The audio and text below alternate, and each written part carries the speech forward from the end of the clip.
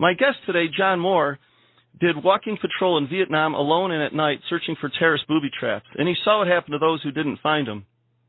John's also engaged in special and covert operations, psychological operations, and has worked as a private investigator for many, many years. I met John at Vince Finelli's USA Prepares Survival Expo a couple months ago in Springfield, Missouri, and I really liked what he had to say. In researching, delving into the issues of Planet X, a.k.a. Nibiru, the destroyer, John has interviewed dozens of U.S. Navy submarine and surface fleet veterans on the subject of rapid global sea level rise, gleaning information that the mainstream media won't tell you. He has produced 2 major videos on the subject of Planet X, videos that are backed up by diligent research, documented history, and scientific fact. John, welcome to the Prepper Patch. Thank you, Tony. Good to be here. Yeah, this is a show I've been wanting to have for a while, and I decided to have it right after the, as we've talked about repeatedly, right after the date that so many people profited by falsely accusing the Mayans of claiming that the end of the world would happen on December 21st, 2012, which you and I know they never said. They never did. And the Mayan elders have just about had it with us Anglos saying this, quite frankly. Anyway, I've been anticipating December 21st to come and go. There's been a lot of hysteria, and it's behind us, so it's time to move on to more serious things. That's right. And before we do, I wanted to just visit on why this date became such an apocalyptic doomsday date. Obviously, the Mayans did not say that, as we know. One of the things I came up with was that businesses, people that wanted to make money, just decided to prey on people's fears and encourage them to part with their money by preying on their fears. What's your feelings on that? Is that one of the reasons you think? Well, that would be part of it. There's agendas and there's hidden agendas, Tony. Yeah. Some of the people involved with the Mayan calendar disinformation, if you look at their websites, it looks like something IBM or Ford Motor Company would do. Very slick, very professional. I have a webmaster and a website, and my friend Professor McCanny does. You can tell that we're obviously not putting big bucks into it. So there's a big clue there. When you see a website that looks like something from a Fortune 500 company connected to this, there's a clue that there may be something deeper and more evil, quite frankly, than what's obvious. We went through this before in 2003 with this elderly woman, I won't mention her name, who claimed to be in telepathic contact with alien beings. And they told her that in May of 2003, the 10th planet would come through our solar system, creating massive havoc. Of course, that came and went, and that once again, we saw efforts that appear to be backed up by some fairly deep pockets. There was a very strong interest among the powers that be, Tony, to have people get distracted and by these false dates, have the dates come and go, and then throw a lot of discredit to legitimate researchers like myself and you and Professor McCanny, my friend Steve Quayle and Stan Deo and others, so that people won't pay attention to the serious researchers. It's a little bit like the boy who cried wolf, right? Keeps crying wolf, and then people will then when the real threat really appears, which is Planet X, which does exist, which your research and McKinney's and others have verified is coming. When the call goes out to pay attention to that, everybody, that's another one of those 2012 things. Ha ha ha, yeah. You know. I know. And they another 2012 thing, another Y2K thing. Yeah. Make fun of it and just disregard it. The boy who cried wolf. Yeah. I have to admit, Tony, that they've been very largely successful. Yes, they have. They have. So now we're past it. It's time to move on to more serious things. The 10th planet is a clear and present danger, and it has already created a massive change in our world, that being the fact, and it is scientifically provable fact, that on June 12th, 2010, 2.5 years ago, the Gulf Stream stopped. I was just on the parking lot. I'm at a restaurant here locally talking with a friend, and he says, John, it's 65 degrees, there's bugs and flies out, it's 2 days before Christmas. What's wrong with this picture? You know? Yeah. But when the Gulf Stream stopped 2.5 years ago, Tony, it discontinued regulating the jet stream, and that's the connection there. And what it means to everybody listening to you and me down in Arizona, and other places right now is the havoc this is already playing with agriculture, cattle raising, anything involving row crops, corn, wheat, rice, soybeans, barley, spelt, oats, and so forth. The grain farmers are in deep trouble, and that translates into dramatically increased prices for all food products. And that's where we are right now. We don't need to, and I know you get this all the time, Tony, people looking for a date on a calendar when they need to be ready. Right. We're already here. Right. The time is now.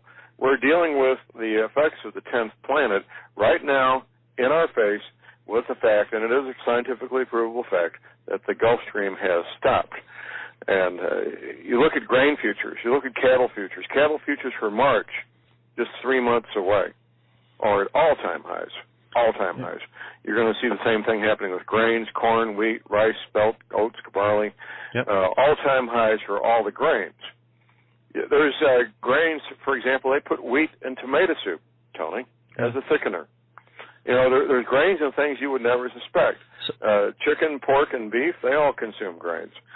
John, is the Gulf Stream stopping part of what caused a lot of the brutally cold winters in Northern Europe, England, and the other countries that they've had the last couple of years? You're right. You're on the right track. And that happened within, well, first, of course, the Gulf Stream stopped in June. Just a few weeks later. Now, Moscow is a bit unique for a lot of reasons.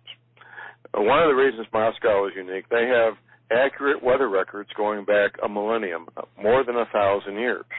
There's very few places on the planet that have weather records going back 1,000 years. In June and July, or especially July of 2010, Moscow had the coldest winter in 1,000 years. Wow. Just 6 months later, they had the coldest winter in 1,000 years.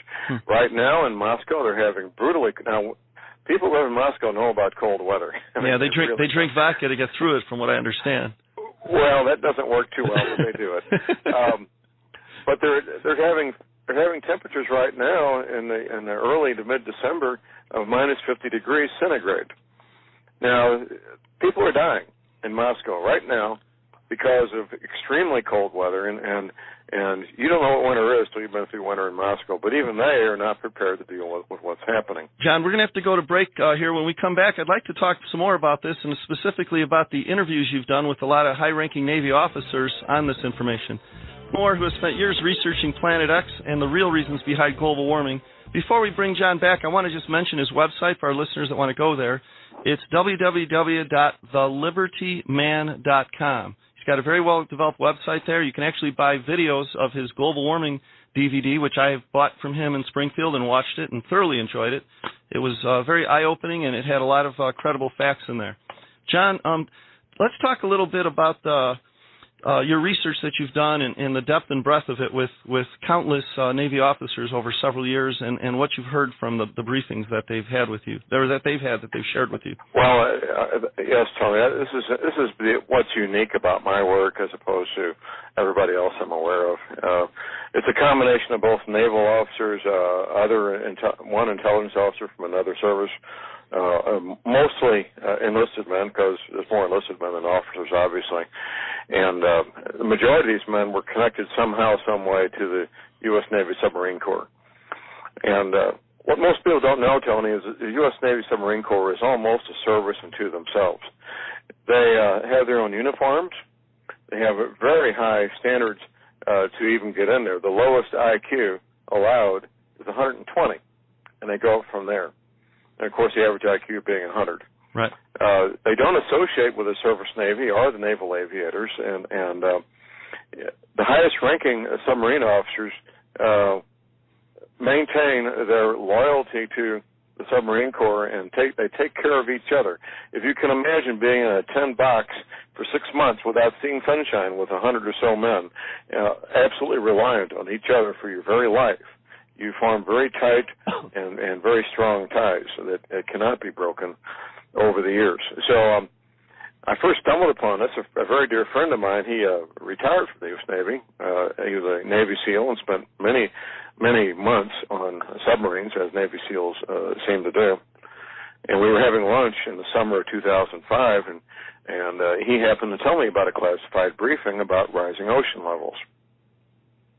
I'd already been studying the 10th planet for a number of years before that, so I knew immediately what the source of the rising ocean levels would be, and that's the interaction with the 10th planet. It was only a couple of months later, Tony, I had a speaking engagement to talk about terrorism with a local university college, and there was another speaker there, a retired intelligence officer from another service, not the Navy. So we spoke to the college students. We went to a local pizza place in Rolla, Missouri, and we were sitting there. He and I, his wife, and my friend, the college professor. At some point during our pizza, I found out he did a 3-year tour of duty with the Navy, Submarine Corps. And I never met this man before, Tony, and I knew I may never see him again. So I had to ask the question, tell me what you know about rising ocean levels. So before he can speak up, Tony, his wife speaks up, sitting next to me. She says, John, we're stationed at the Pentagon. It's our last tour of duty. We need to pick a place to retire to. We picked the Arkansas, Missouri Ozarks because of rising ocean levels. Well, I immediately made an appointment to meet him the following week and start making the second revisions. My friend and I had started a month before making the first revisions to recreate the map shown to these men in the classified briefings, a map showing North America with new coastlines, the old coastlines being flooded and underwater. It was only a few weeks after that in one of my pistol classes, I teach concealed carry training for people to carry pistols. And one of my students turned out to be a retired Navy submarine officer. During a lunchtime break, I found this out, and I made an appointment with him the following week.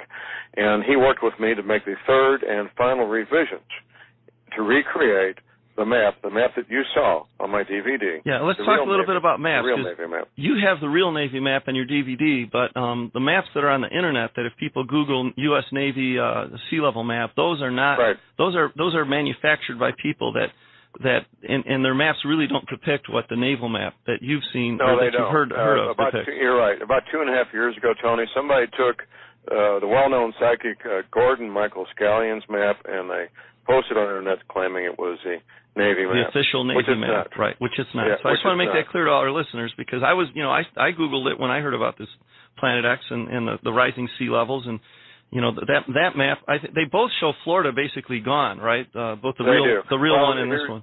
Now, Scallion put his map together in the early to mid 1980s. From the Rocky Mountains east, Scallion's map is actually fairly accurate, with the exception of Wisconsin. The Navy map shows Wisconsin gone. Scallion's map does not. From the Rocky Mountains west, there's no similarity whatsoever. Yeah, his map shows areas that are 5,000-6,000 feet above, 8,000 feet above sea level gone, which would be hard to believe. Precisely. Yeah. Precisely. Which detracts credibility. The real Navy map shows damage in California, Oregon, and Washington going 50 to 100 miles inland, not going hundreds of miles all the way to Nevada. That's a fantasy. It's a lot more credible, right? Right. So the real Navy map is on my DVD, Global Warming, What the Government Isn't Telling You. And during these briefings, Tony, the Navy veterans, they weren't veterans at the time, they were active duty Navy submarine members, they were told that when they retire, they may want to move to the Arkansas, Missouri Ozarks as a known safe haven, which many thousands of them did. I was on a nationwide speaking tour with the Prophecy Club early in 2005, and while I was on a break, a man introduced him at the Detroit stop. A man came up and shook my hand. He says, "John, I'm in the insurance industry. We've wondered for years, why are there so many retired Navy people in the zip codes of the Arkansas, Missouri Ozarks?" You're getting multiple independent verifications of this claim. Absolutely. Yeah. Absolutely. Now, because I am active in the community, I teach concealed carry classes. I've had hundreds of students, the majority of them from the Missouri Ozarks. I've bumped into about 24 of these Navy veterans in the last 5-6 years. All of them have amazingly similar, almost duplicate stories about what they saw and heard in the classified Navy briefings. Right. I've tracked it back all the way to 1979. When they held a briefing for flag rank officers, admirals, in New Orleans in 1979.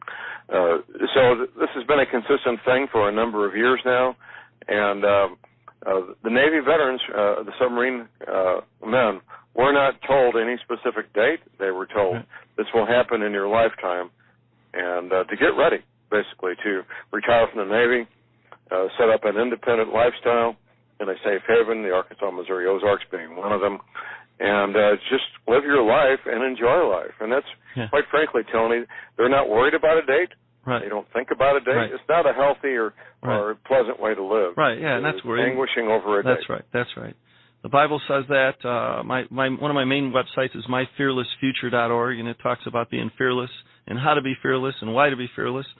And we're gonna have to go to break in a little bit here. And in our last segment, at 3/4 after the hour, we're going to talk. You mentioned the Arkansas, Missouri Ozarks, and it's funny. I sent you that DVD from Jesse Ventura's conspiracy theory, where he investigated reports that there's all sorts of underground bunkers being built in the Ozarks. And at the end, we'll talk a little bit about that in our fourth segment. But I just want to give a little teaser to our listening audience to stay tuned for the rest of the show. And I want to share with our listeners how absolutely lucky they are that we have John Moore on here. There is so much disinformation that's been out on the Internet about December 21st, 2012, about Planet X, Nibiru, the Destroyer, Wormwood. There's just, 90+% of this stuff is just, it's either intentional disinformation or it's people that are just fantasizing. And what's unique in my experience about John Moore is he has done legitimate research directly from source people that have heard these briefings from the military, and he's confirmed it again. And the story is the same story he keeps hearing again and again and again, and he's interviewed dozens of these people. And so it's really valuable to have him on the show. John, I want to thank you. We're going to go to break now. And when we guest today, he has spent years researching Planet X and a lot of the disinformation about it. Planet X is real, is the result of his research. John, please share with our listeners the correlations that you've discovered between Planet X and global warming. Great question. You mentioned a film at the beginning of the show. I'm going to mention another film that I think is worth looking at, and actually I may surprise you. I'm going to mention a couple of films. One of them may surprise you quite a bit. The first film I urge people to watch is titled The Day After Tomorrow with Dennis Quaid. I sometimes say that what we're living right now is the day after tomorrow in slow motion.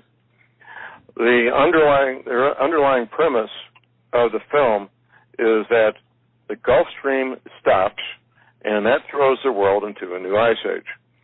There are some statements in there that are true and are scientifically accurate. There's also some science fiction in the film. The scientifically accurate things are when one of the scientists says, you can't have an ice age until you have global warming, which is true.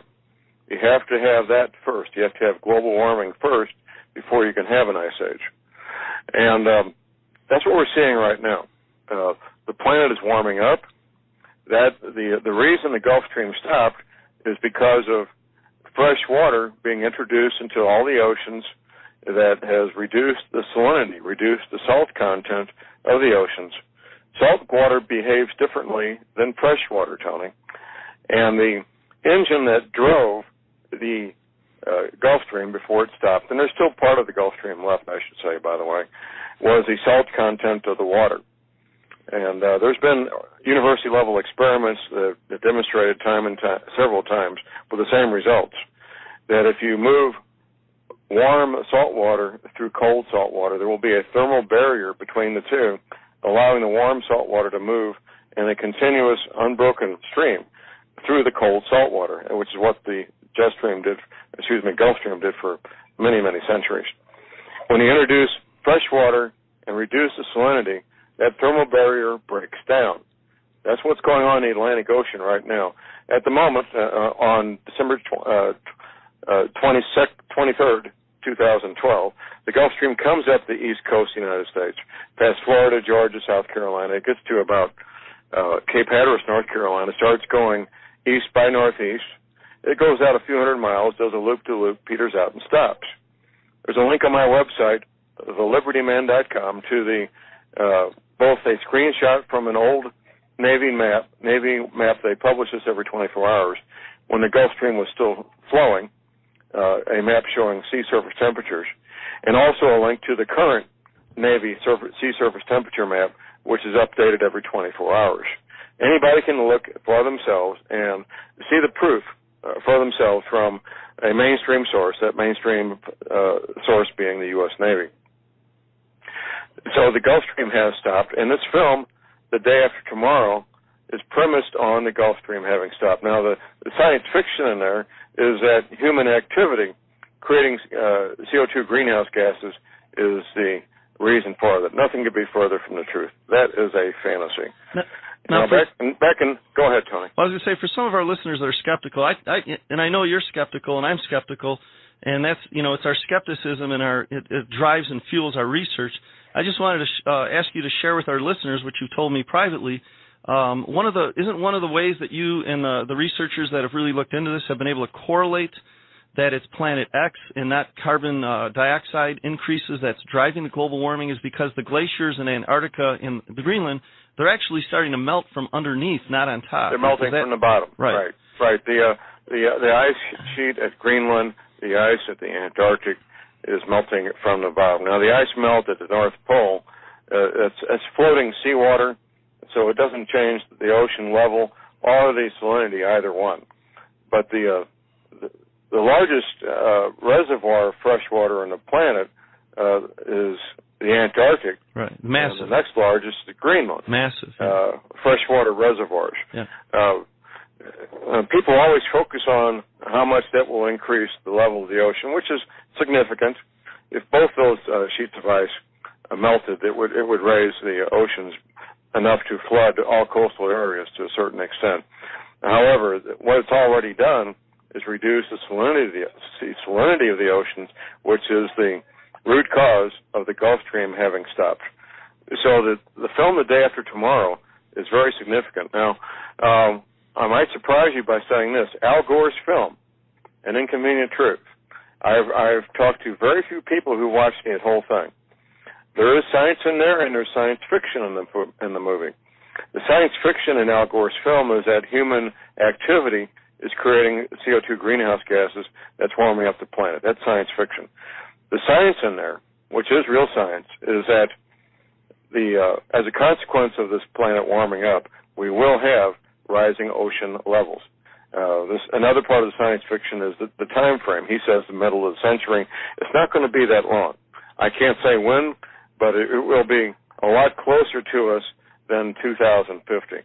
And part of that is because Planet X, as it approaches its perihelion, coming around the solar system every 3,600 years, I believe, its speed changes rapidly. So whatever speed it's traveling at 5 years ago or 2 years ago or this year, it's changing. It's like rocket science, and you're not even developing the rocket, basically, right? So even the government doesn't necessarily know exactly when it's going to be here. They just know it. They've seen it. They have a better knowledge than anybody. They're not about to release that information. But any good-sized object coming into our solar system, it starts behaving like a comet, having a tail behind it, and also speeding up and slowing down as it goes past the various planetary objects, which makes trying to figure out a trajectory and speed very, very difficult. Well, the trajectory is easy to figure, but the speed is difficult because of the way it speeds up and slows down. And we probably didn't have a lot of technology 3,600 years ago, the last time it was around, to be measuring this thing and assessing it. So, anyway, Tony, this planetary-sized object, and people, when you start talking about astronomy, people want to hear about somebody with credentials. Well, I'm a homicide detective. I'm no scientist. But how about this for credentials? The supervising astronomer of the United States Naval Observatory. That's James Dr. McCanney. Robert Harrington. Oh, Harrington. No, okay, no. Harrington. Dr. Robert Harrington. Right. Now, if you're going to draw a paycheck, Tony, for looking at stars, do you think you might have any more upward mobility than being the supervising astronomer director of the United States Naval Observatory? Hardly. Right. You're at the top of your career field. And there's a DVD available on my website. It's entitled Are We Alone? And he's interviewed in his office at the United States Naval Observatory by another key figure, Zechariah Sitchin. And he's talking about the 10th planet as a matter of scientific fact, not scientific speculation. He gives it size, 3 to 5 times the size of Earth. He says it has a far larger iron-nickel core.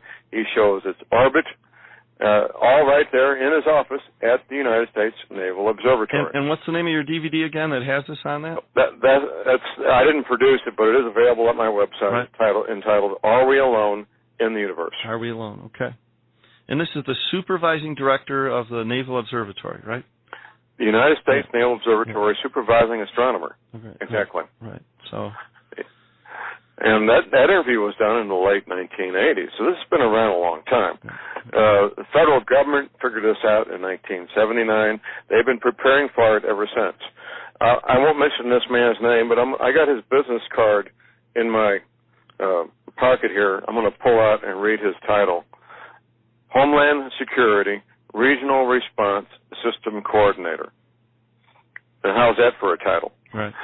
Now, I had coffee with this man about a month ago, and he verified everything that I'm saying. His wife was present at this meeting, and I found out, toward the end of the meeting, he'd never told his wife about any of this stuff.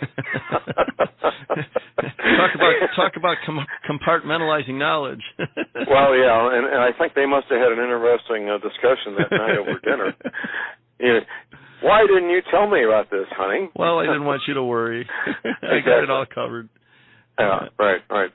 And during our meeting, a friend of his was sitting at his elbow, and he turns to me. He says, "Now you know why I've been doing all the stuff I've been doing, don't you?" Yeah.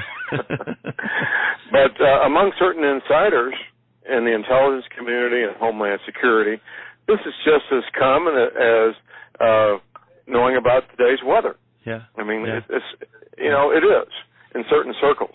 But the general public does not have a clue, and that's by design, Tony. And we're absolutely by design. We're going to hit on this a little bit in our last segment, but isn't it true that the government has built things under the Denver airport and in Salt Lake and in the Ozarks and other areas to shift the operations that are currently... They moved enough dirt at the Denver airport to build a brand new Panama Canal. Yeah. And I remember as that thing was going up, it was over budget, it was taking too long, and my BS meter was starting to get active about, why is this They didn't even need an airport. It was very, from an aviation point of view, it was not a good location to build one. Altitude and wind direction and wind speeds have a lot to do where you pick a site for an airport. It was not a good site. And either last year or 2 years ago, Jesse did a story on that, and he actually interviewed a military official at the opening of the underground bunker, admitting that that's what it's there for and that it's only open for the government and the public is not welcome. That's right. So, we're going to be going to break in a little bit here. We're going to our fourth segment. I'd like to talk a little bit about some of the reasons why, the government's building these bunkers, where they're building them, cover the Jesse Ventura thing, and really, help convince our listeners that this is real. I waited to do this show till after December 21st, 2012, because I didn't want this subject to get mixed or blurred with the whole 2012 thing. So that's why we're doing it now. We hit it as quickly as we could, just 2 days after December 21st. And as much as that deadline, which was a false deadline, which was made up, wasn't true, it was the boy crying wolf, and the wolf is coming. I want to spend the last segment talking about some more validity of what's going on as far as the government building bunkers. And I want to lead with, I sent you the DVD a couple of weeks ago that Jesse Ventura had about, he started the show with, okay, people, they're talking about the government's building all these underground bunkers in the Ozarks. We need to see if this is fact or fiction. And at the end of the video, they show his TV crew driving through what are dozens and dozens of miles of underground bunkers with government, I don't know if they're government, they're semi-tractor trailers passing them. And these caverns were so voluminous that they had to speed up the video to make them effectively look like they're driving a couple 100 miles an hour, just like ESPN when a guy's running a touchdown back and they don't want to spend 9 seconds running the clip. They speed the guy up to make it only 3 seconds long. They showed minutes and minutes of this car driving at 40, 50 miles an hour through dozens of miles of underground bunkers. I know you got a chance to look at that. And, of course, we all know about the Denver airport. There's Salt Lake. These are preparations they're making for a reason. And, it ties into why they're stockpiling guns and bullets and all the other MREs. People, our listeners, if you're not into this, you can search this all out on the Internet. It's all out there. It's just a matter of doing the research. And so tell us a little bit what you've discovered that we haven't already covered on that. Well, first of all, Missouri is my home state, and much of the state has a lot of limestone. Limestone is a relatively soft rock that's easy, relatively easy and inexpensive to make these man-made caverns that are used for the storage and other purposes. They're very secure and relatively easy to climate control, since you have a constant temperature of 55 degrees without doing anything. Right. There's some of them in the Ozarks. There's also a much larger complex up near Kansas City. So I saw the Ventura show, and thank you for sending that to me, Tony. Now everybody knows what I've been saying for years, is that the Arkansas-Missouri Ozarks is one of the known safe havens for the following reasons. First of all, altitude above sea level. The second, distance from major bodies of water.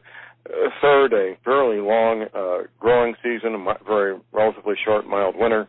Plenty of water for growing crops. A relatively homogeneous population. No major cities in the Arkansas-Missouri Ozarks. Springfield, Missouri is the largest city, it being 250,000 people. For all those reasons, the Arkansas-Missouri Ozarks has been designated one of the known safe havens by the U.S. Navy. And now that Ventura put out his show, millions of people know the same thing. Yeah, and it's on YouTube for those of you that missed it on True TV. And as you said, many of dozens and dozens of these military people you've talked to have corroborated that the military's told them, hey, buddy, when you retire, a nice place to plan and hanging out to get through what's coming is the Arkansas-Missouri Ozarks, right? That's right, absolutely. Now, it's a vast area. It's a vast area comprising tens of thousands of square miles. Just one county.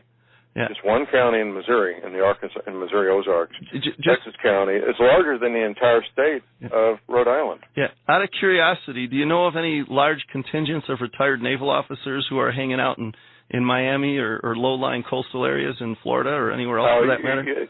You won't. You'll find some, but not many. You'll find some. Only those that didn't pay attention to the briefings that they had an opportunity to be exposed to. People have their priorities and things they're going to do. They're independent, of course. But the real concentration of retired Navy personnel is in the Arkansas-Missouri Ozarks. So I'd like to summarize for our listeners. This is one of the most important shows we've had. And to summarize, Planet X is real based on the wide body of research you've done, and it's corroborated with Robert Harrington, James McCanney, who we haven't talked about. We should probably bring him into this a little bit. And it's the 10th planet. What did you say? It was 5 times larger than Earth? Well, Dr. Harrington said 3 to 5 times of Earth. And it's periodically visits us every 3,600 years, from what I understand. It's on an elliptical, not a circular orbit. And it is the cause, based on the research you've done, for global warming, potential for rising sea levels, stopping the Gulf Stream. And we don't know when it's going to hit, but it's supposedly going to bring a haymaker when it does. Is that correct? Well, that's the precedence, Tony, is that when it comes through our solar system, it creates havoc on our planet. There is precedence for a shift of true north, not magnetic north, which is already changing dramatically, but a shift of true north. And what it does is magnetic north moves in a certain direction for many, many decades and centuries, and then true north catches up in a matter of 24 to 48 hours. And when that happens, that will cause the bulge of water at the equator. And this is common knowledge in every geology department at every university. The bulge of water, not quite 500 feet above what we call sea level measured at Cornwall, England, to shift and flood all coastal areas worldwide. That's what will happen. Yeah. Is there anything else you want to share with us in the last few minutes? I know we haven't really talked much about James McCanney. Professor McCanney is a regular guest on my show, usually Wednesday mornings if he's available. He has his own website. There's a link on my link page, Tony, to Professor McCanney's website. He has his own radio show every week, and he is doing some guest appearances, and I can help you get him on your show if you like. Yeah, I think I'd like to do that. Okay. Is there anything that he's discovered that we haven't already covered in our show so far? Well, there's a lot. He's a credentialed astrophysicist, and given the time, we could not do it justice in the time we have left. Well, I know he's also featured on a History Channel 6-part special called Countdown to Apocalypse that started on November 9th. I only found out about that about a week ago, and I actually recorded the last episode, and I haven't had a chance to watch that. But just like a lot of things that are on the TV ending up on YouTube, so if people want to look for a program called Countdown to Apocalypse on the History Channel, apparently Jim's website says that he's featured on most, if not all, of those episodes, and it's talking about a lot of this subject matter. And Professor McCanny and myself, we're both featured in the Japanese equivalent of 60 Minutes. We don't know when it's going to be broadcast, but he and I both spent a lot of time with the Japanese film crews. So a couple other things I wanted to chat about in the last few minutes we have here. Considering all the body research you've done, again, we don't want to put fear in people's minds, but we do want to at least give them the opportunity to have the exposure to some knowledge that they may not be able to obtain from official government or media sources.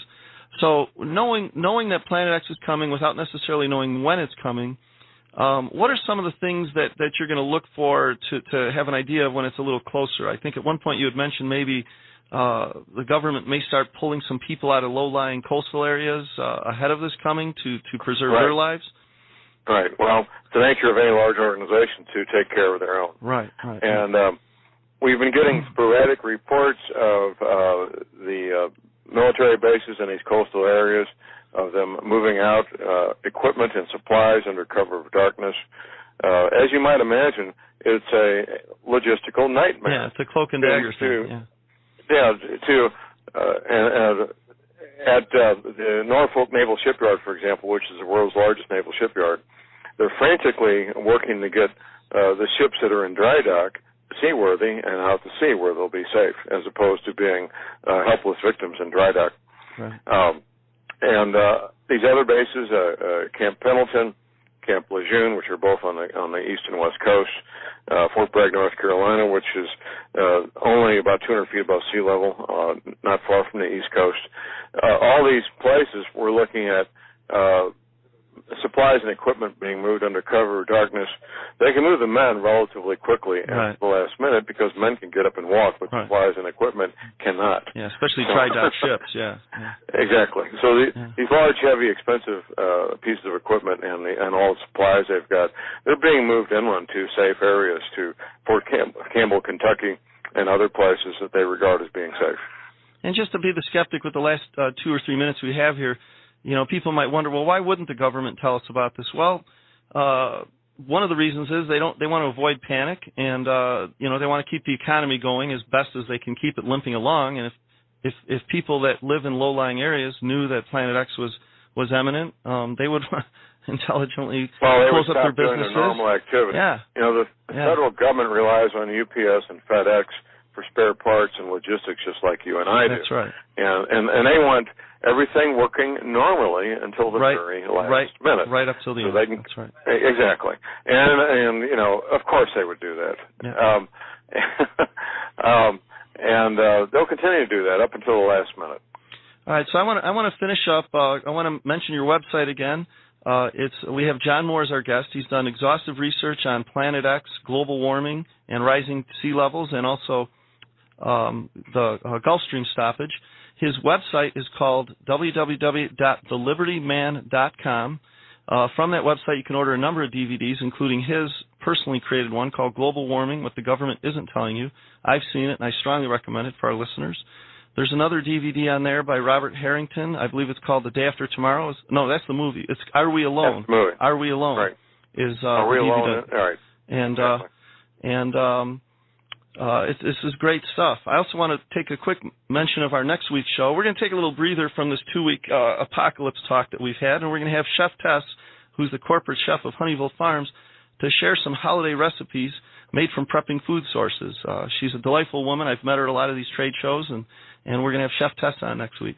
Well, John, we're just about out of time. I want to thank you again for being on the show. Again, you're welcome, Tony. For people that have just joined us, Planet X is real. Now that we're past December 21st, 2012, we can really start to pay more attention to this. And John Moore's website, thelibertyman.com, is a great place to go. Well, John, thanks so much for being on the show.